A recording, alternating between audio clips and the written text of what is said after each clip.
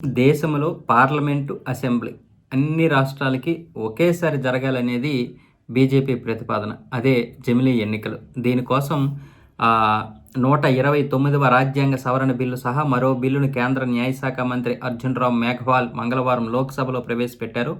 అంటే ఈరోజు తొలుత ఈ బిల్లును సభ ముందు ఉంచగా కాంగ్రెస్, సమాజ్వాదీ పార్టీ, టీఎంసీ సహా పలు ప్రతిపక్షాలు తీవ్రంగా వ్యతిరేకించాయి.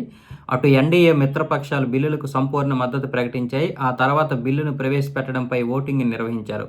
జమిలీ బిల్లును ప్రవేశపెట్టే ముందు కేంద్ర మంత్రి అర్జున్ రామ్ మేఘవాల్ తీసుకొచ్చిన తీర్మానంపై ఓటింగ్ జరిగింది.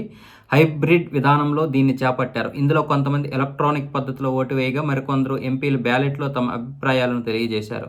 మొత్తంగా ఈ బిల్లును సభలో ప్రవేశపెట్టేందుకు 269 మంది ఎంపీలు అనుకూలంగా ఓటేశారు. 198 మంది వ్యతిరేకించారు. తర్వాత జమిలీ బిల్లులను కేంద్ర మంత్రి సభలో ప్రవేశపెట్టారు. ఈ బిల్లుకు బేషరతుగా మద్దతు ఇస్తున్నట్లు తెదేపాకు చెందిన కేంద్ర మంత్రి పెమ్మసాని చంద్రశేఖర్ సభకు తెలియజేశారు. సృజనాత్మక ఆలోచనలకు తెదేపా ఎప్పుడూ మద్దతిస్తుంది. సహకార సమాఖ్యతత్వానికి మేము అనుకూలం. జమిలీ ఎన్నికలతో ఖర్చు తగ్గి సామర్థ్యం పెరుగుతుంది.